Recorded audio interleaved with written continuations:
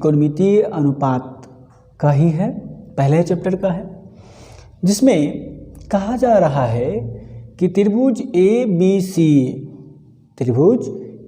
सी में यदि कोण C 90 डिग्री हो यानी समकोण हो और कॉट B बराबर 1/√3, तो सिद्ध करें कि cos A into cos B equal to sine A into sine B. देखिए बड़े अच्छा चीज़ लिखा है, cos A into cos B equal to sine A into sine B.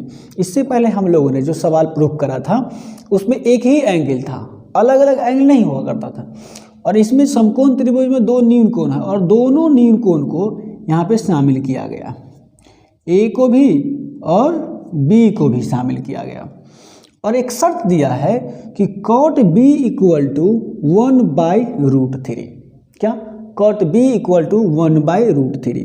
तो B ये हुआ, cot B ये हुआ, B एंगल के लिए बात किया है।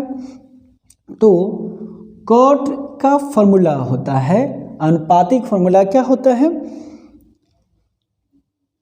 आधार बटे लंब, यानी कि इस तरह से आधार 1 हो गया और लंब हमारा √3 हम मान सकते हैं, कोई दिक्कत नहीं होगा। तो बच आपका जाएगा क्या? h फाइंड करना रह जाएगा, h बच जाएगा, यानी कि चूंकि तो h बराबर होता क्या है? √p² प्लस b², तो √3 का स्क्वायर प्लस 1 का स्क्वायर, √3 का स्क्वायर 3 और 1 का स्क्वायर 1, तो कितना होगा? 4, √4 आएगा। और इसीलिए h का वैल्यू आपको कितना जाएगा? 4 का स्क्वायर रूट 2 आएगा। 4 का स्क्वायर रूट कितना आ गया? 2। अब आइए इसी तरह से हम लोग अगर कोण A के लिए बात करें या कोण B है तो पहले कोण B के लिए बात करते हैं। तो कोण B के लिए पिछले दिन हम लोगों ने पढ़ा था कि लंब और आधार क्या हो। कोण B के लिए आधार, कोण B के लिए आधार कौन होगा? BC। क्या होगा? BC। कोण B के लिए आधार BC होगा, ठीक है। तो इसके हिसाब से आधार 1 है और लंब √3 है और कर्ण हम लोगों ने 2 फाइंड किया है, ठीक है। तो ये हो गया आपका BC आधार, यानी कि B का वैल्यू हो गया यहाँ पे 1 और लंब क्या होगा यहाँ पर? तो ध्यान दीजिएगा, लंब कोण B के लिए बात हो रही है, ठीक है। तो लंब होगा AC और AC का वैल्यू हमें मालूम है √3, हम लोग √3 लिख सकते हैं इसको, ठीक है। तो ये हो गया P A √3 और कर्ण सबके लिए फिक्स है, 90 डिग्री के सामने वाले भुजा कर्ण होता है, यानी कि AB होगा H इक्वल टू कितना? 2, ठीक है। और दूसरा चीज़ क्या है? अब कोण A के लिए भी, कोण A के लिए ये आपको तय करके लिख लेना होगा, और नहीं तो डायरेक्ट फिगर से भी आप देख के लिख सकते हैं। ऐसा लिख लेने से बिल्कुल कन्फ्यूजन दूर होगा, क्लियर एकदम। इसके लिए क्या होगा? आधार, तो देखिए आधार कोण A के लिए, तो आधार बगल वाला भुजा क्या हो जाएगा? आधार, यानी कि AC होगा आधार, यानी कि B, ये हो जाएगा √3। बताया था केवल लंब और आधार ही चेंज होगा, अगर एंगल बदलता है तो लंब आधार चेंज होगा। और लंब होगा इसमें BC, लंब क्या होगा?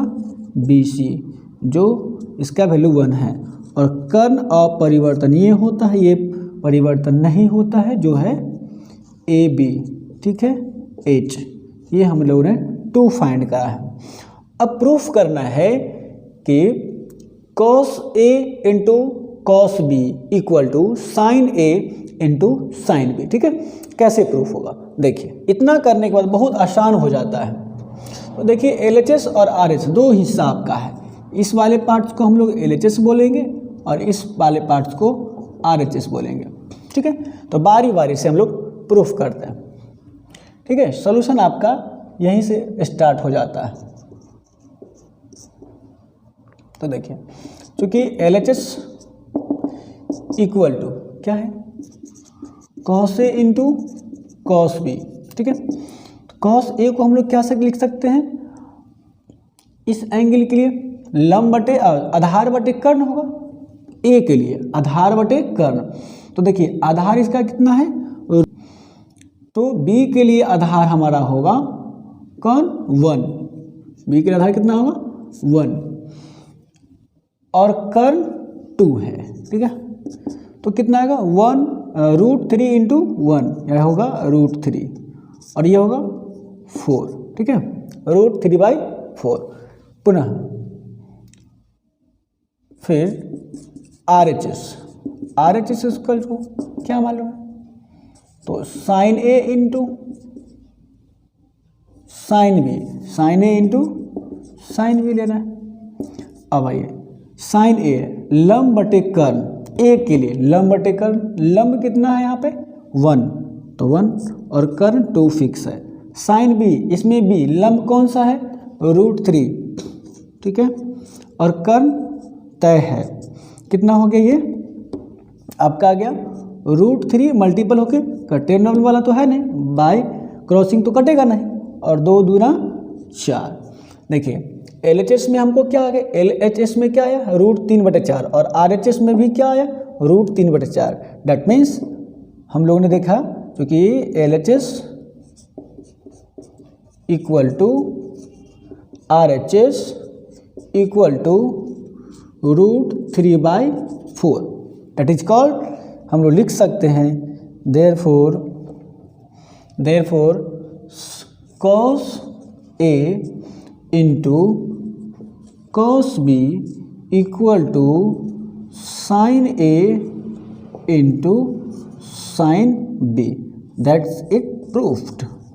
ये हो गया आपका प्रूफ्ड, ठीक है।